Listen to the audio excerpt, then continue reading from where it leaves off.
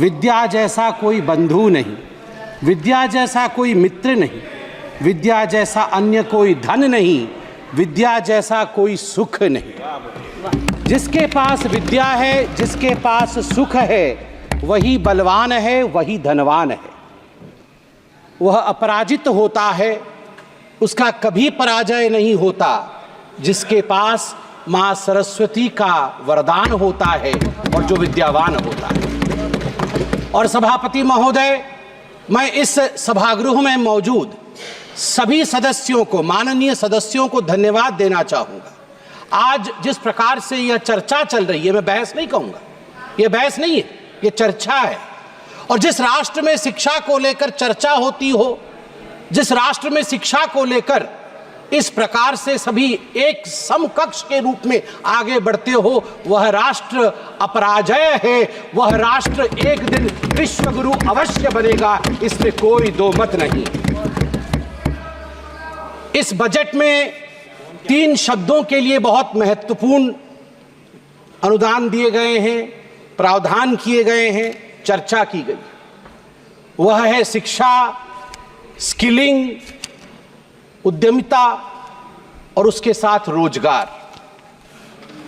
सभापति महोदय, मैं इस सभागृह में बैठकर सभी के भाषणों को सुन रहा था। कुछ लोगों ने हमें मनुवादी भी कहा अभी थोड़ी देर पहले, और कुछ लोगों ने कहा कि पुरातन भारत में इस प्रकार की विधाएं थी जिसमें कुछ जातियों को शिक्षा से वंचित रखा जाता था, महिलाओं को शिक्षा से वंचित रखा जाता था। उसके विषय में बहुत चर्चा हुई है। मैं बताना चाहता हूं, at the outset I want to define this word Bharat. Bharat का अर्थ क्या है? भा से रथ हो जो भूमि, वह भारत है। भा क्या होता है? भा मूल शब्द होता है प्रकाश का। भास्कर, जो प्रकाश देता है वो भास्कर है। भारती माने सरस्वती, जो ज्ञान देती है, जो शिक्षा देती है, जो विद्या देती है, वो सरस्वती, वो भारती है। जो भूमि खंड अनादिकाल से अनादिकाल तक ज्ञान और विद्या और शिक्षा से रत हो, वही भारत है। मैं आप सभी को आकर्षित करना चाहूंगा। बहुत फोटो दिखाए गए हैं इस गृह में, भगवान के भी तस्वीर दिखाए गए हैं। मैं बिना तस्वीर दिखाए एक ऐसा तस्वीर दिखाऊंगा जो तस्वीर आप सबके मन में बसता है। कल्प का अंत होता है, एक कल्प के अंत के हो पश्चात भगवान विष्णु, भगवान नारायण क्षीर सागर में सर्प के ऊपर विराजमान होते हैं, शेषनाग के ऊपर विराजमान होते हैं। पद पे उनकी लक्ष्मी होती है, आंख अधमूंदी सी होती है। नारायण के एक हाथ जो होता है उनके शीश पर होता है, एक हाथ नीचे होता है। नारायण इज कॉन्टेम्पलेटिंग, भावी कल्प कैसा होगा उसके विषय में नारायण चिंता करते हैं। इनोवेटिव आइडियाज कैसा होगा, किस प्रकार से भावी कल्प का निर्माण होगा, उसकी चिंता करते हैं। जैसे ही he conceptualizes how the भावी कल्प would be from his नाभि पद्म, जिस पद्म के विषय में भी यहां बताया गया, उस पद्म पर बैठ करके भावी कल्प के जिनके पास स्किल होता है वो ब्रह्मा उपजते हैं। The Brahma is skilled to produce the next ब्रह्मांड, next universe, and you know who provides the resource?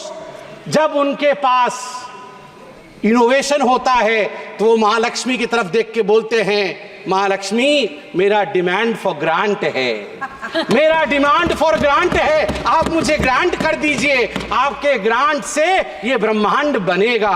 There is no gender in Vaikuntha, Vaikuntha में कोई नर नहीं, कोई नारायण नहीं, वही नारायण नारायणी है, वही शिव शिवी है, वही पार्वती है, वही शिव है। इसलिए यह धारणा गलत है कि नारी नर के पैरों के पास बैठी है। तात्पर्य है कि जहां आइडिया है, जहां इनोवेशन है, जहां विद्या है, जहां शिक्षा है, रिसोर्स के पास कोई अन्य उपाय नहीं है। रिसोर्स की अपनी बाहें अपने आप ही खुल जाती है, मां लक्ष्मी तथास्तु कह ही देती है। बंधुगण, जहां तक भारत के विषय में कहा गया, अभी मेरे भाई नालंदा के विषय में बोल रहे थे। जब नालंदा को बख्तियार खिलजी ने आग लगाया था 3 महीनों तक नालंदा जला था, 3 महीनों तक। वो ज्ञान का खजाना अभी भी अमिट है। मैं धन्यवाद दूंगा प्रधानमंत्री नरेंद्र मोदी को। जो आग तब जली थी वो आग आज बुझी है, वो आग आज बुझी है। भारत की आबादी के 40% बच्चे और युवा हैं, 40% बच्चे और युवा हैं। यह एक डेमोग्राफिक डिविडेंड भी है। This is the demographic dividend of India, but it's a big challenge as well. ये एक बहुत बड़ा चैलेंज भी है। शिक्षा, कौशल और रोजगार, जिस प्रकार से उसके लिए 1.48 लाख करोड़ यह प्रस्तावित किया गया है इस बजट में रखा गया है। I commend this government. I applaud this government. I applaud Narendra Modi ji and Dharmendra Pradhan ji, Nirmala Sitharaman ji for the work that they have been doing in this sector and the proposals that have been put forth in this budget. What is the most important reason behind putting most of the effort on skilling, on entrepreneurship, on innovation?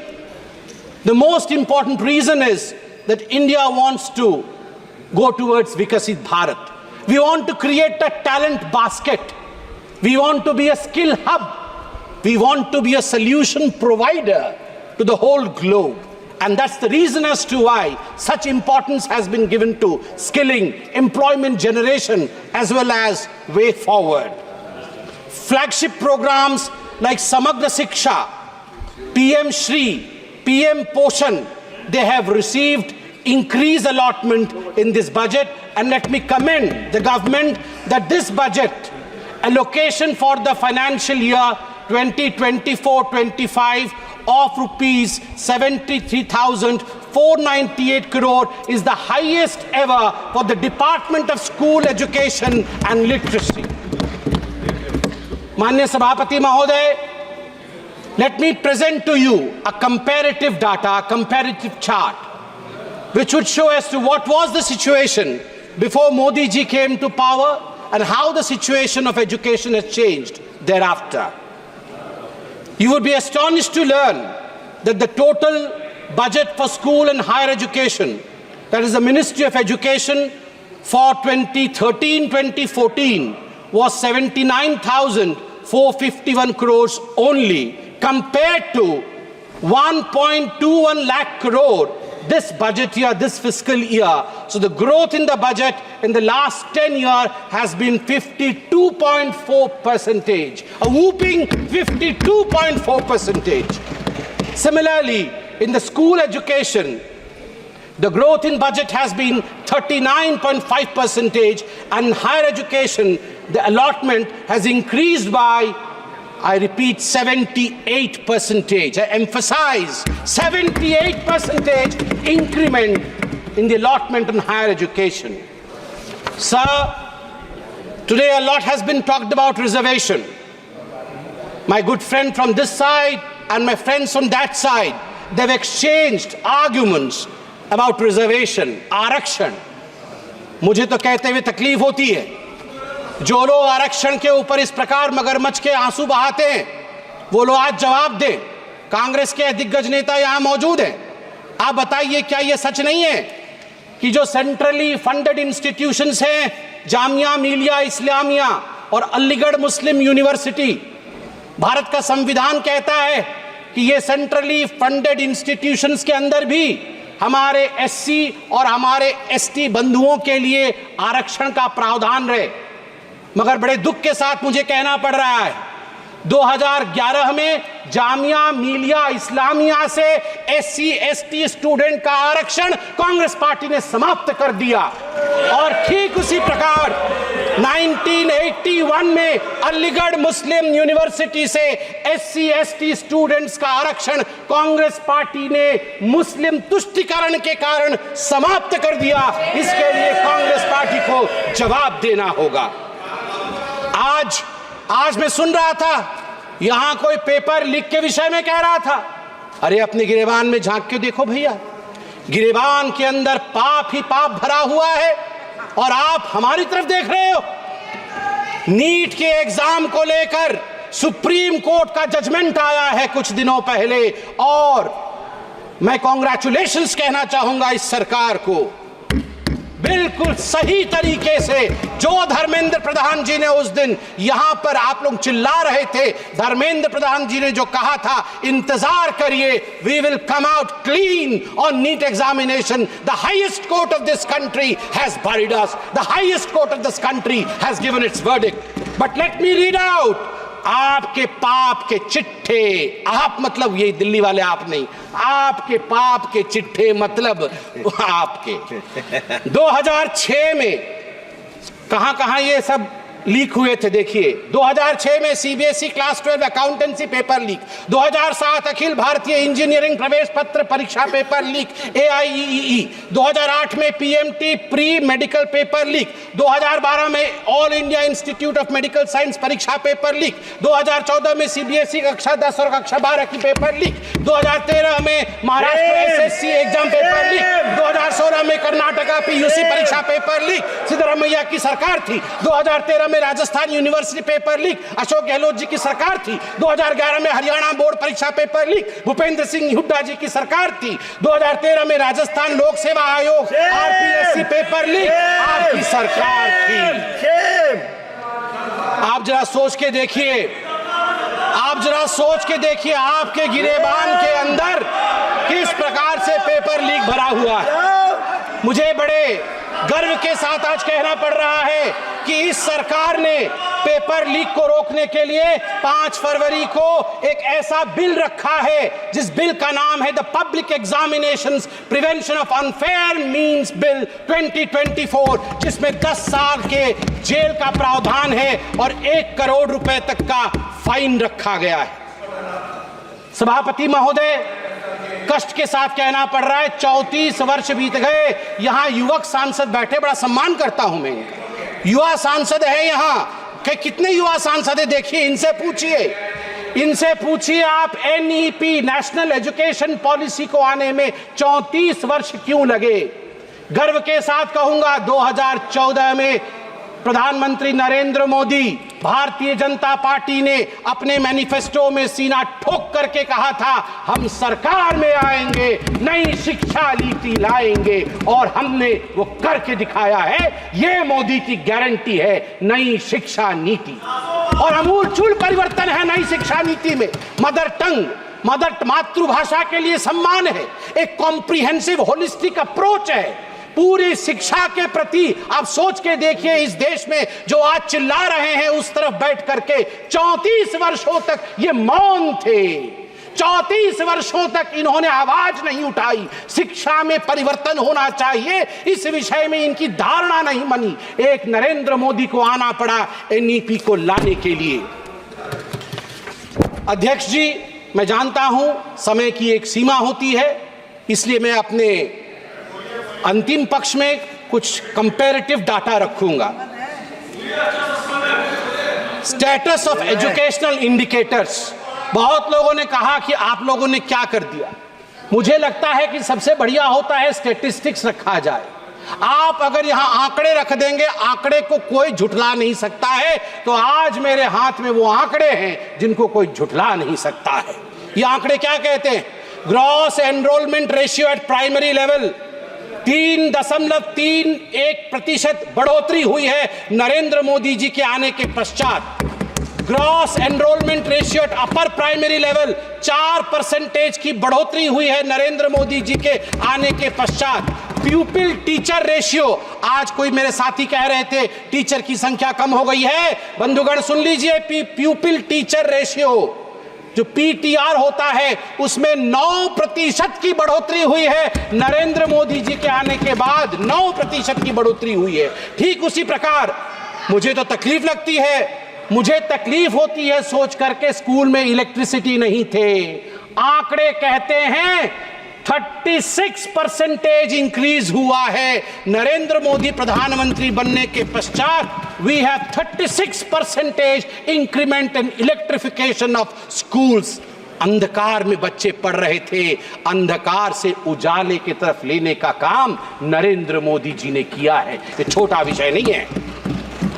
Hand wash facility, mid day meal का programme होता है, हाथ धोना अनिवार्य होता है, हाथ ना धोएं तो बीमारी होगी। आपको जान के आश्चर्य होगा, यह जो आंकड़ा मैं भी कहने वाला हूं, 51% increment in hand wash facility in school after Modi ji became the Prime Minister of India। Modi ji के प्रधानमंत्री बनने के बाद 51% इजाफा हुआ है उन स्कूलों में जहां हैंड वॉश फैसिलिटी मिली है। और मैं बहुत संवेदना के साथ, और मैं चाहूंगा कि कोई इसमें चिल्ला चोट भी नहीं होनी चाहिए, क्योंकि मैं दिव्यांग बच्चों की बात करने वाला हूं। चिल्ड्रन विथ स्पेशल नीड्स, जब वो स्कूल जाते थे तो इनके लिए रैंप्स नहीं थी। मोदी जी ने इसके लिए स्पेशल बैठक ली, इसके लिए एक अलग रूप से बैठक हुई है, और उस बैठक का परिणाम रहा, उसका नतीजा रहा कि आज 14% से अधिक इजाफा हुआ है उन स्कूलों का जिसमें स्पेशली एबल्ड बच्चों के लिए रैंप्स है, फैसिलिटी है कि वो बच्चे आराम से जाके शिक्षा ग्रहण कर सके। केवल इतना ही नहीं है, यहां बहुत सारी बातें हुई हैं आरक्षण को लेकर, उसके विषय में मैंने बताया। मेरे भाई भी वहां बैठे हैं जो इस विषय को लेकर चिंतित भी रहते हैं, होना भी चाहिए, बिल्कुल होना चाहिए। मैं आपके लिए बता दूं sir, gross enrolment ratio for SC, अनुसूचित जाति का जो एनरोलमेंट रेशियो होता है, ग्रॉस एनरोलमेंट रेशियो, वो 17.1% था 2013-14 में, बढ़कर 23.1% हुआ है 21-22 में, जो कि 35% से अधिक का इजाफा है। धन्यवाद, आपने ताली इस पे मारी है। यही, this is bipartisanship, this is what we are standing for the betterment of the country. Gross enrollment ratio for ST increased by, just imagine, 67.2%। ST बच्चों की संख्या बढ़ के उनकी एनरोलमेंट आज 67.2% हुई है। क्यों ना हो? किस आदिवासी ने इस देश में कभी सोचा था कि हम में से एक बहन राष्ट्रपति बन जाएगी? ये हमारे लिए भाषण देने के लिए एक पॉइंट हो सकता है साहब, मगर अध्यक्ष महोदय जरा सोच के देखिए, किसी गांव के पेड़ के नीचे बैठी एक आदिवासी महिला सोच रही होगी कि अरे मेरी बहन हिंदुस्तान की प्रथम नागरिक है। ये हम जैसे लोग समझ नहीं पाएंगे जो आज यहां बैठे हुए हैं, मगर एक गरीब, एक आदिवासी से पूछिए उसको क्या मिला है, और 67.2% इंक्रीमेंट। और अंत में जो हायर एजुकेशन लर्निंग सेंटर्स है, IITs की संख्या 6 IITs, 7 नए IIM, 16 IITs, ट्रिपल IITs, 2 नए IISER, 1 नया, ये नहीं चाहिए, ये 6 नए IIT बन गए तो क्यों नाराज? अध्यक्ष महोदय, 6 नए IIT बने हैं, क्यों नाराज हैं? मैं जानता हूं अब मेरा समय, आप बोलेंगे कि घंटी बजे, इससे पहले मैं अपने क्षेत्र महाप्रभु जगन्नाथ जी के शरण में जाकर एक डिमांड फॉर ग्रांट, मेरा भी डिमांड फॉर ग्रांट है, मैं उसे भी रख देता हूं 1 मिनट में। बहन और भाई मेरे, ये महाप्रभु जगन्नाथ जी के क्षेत्र का है, सुन लीजिए। संबित पात्रा जी, काइंडली एड्रेस द चेयर। आप सभी अध्यक्ष महोदय, महाप्रभु जगन्नाथ जी की भूमि पुण्य भूमि है, पुरुषोत्तम क्षेत्र है। अभी थोड़ी देर पहले हमारे सदस्य प्रताप सारंगी जी ने बिल्कुल सही कहा, वहाँ उड़ीसा के गांधी कहा, जिनको हम कहते हैं, जिनको हम महात्मा गांधी कहते हैं, उड़ीसा के पंडित गोपबंधु दास जी, उनको महापंडित गोपबंधु दास कहा जाता है। उन्होंने बकुड़ वन, सत्यवादी करके क्षेत्र है पुरी में, सत्यवादी में बकुड़ वन 1909 में स्थापित किया था। जैसे रविंद्रनाथ टैगोर जी ने शांति निकेतन स्थापित किया था, ठीक उसी प्रकार बकुड़ वन स्थापित किया था। वन में शिक्षा दी जाती थी और वह अपने आप में एक बहुत बड़ा विधा था। मैं आपसे निवेदन करता हूं कि जब भारत आज़ाद हुआ, वहाँ एक हाई स्कूल खुला, बाद में वहाँ राज्य सरकार ने एक यूनिवर्सिटी उड़िया भाषा के लिए खोला। मैं आपके माध्यम से इस सदन से और सरकार से भी निवेदन करता हूँ कि वहाँ एक उच्च कोटि का शांति निकेतन जिस प्रकार बनाया गया है, सेंट्रली फंडेड यूनिवर्सिटी बने, जहाँ उत्कल प्रदेश उड़ीसा की बहुत सारी जो विधाएं हैं, संस्कृति है, कला है, जगन्नाथ जी की परंपरा है, उसकी शिक्षा दी जाए ताकि हम सब उससे उपकृत हो। इतना ही कह के मैं आपका धन्यवाद करता हूं। जय जगन्नाथ।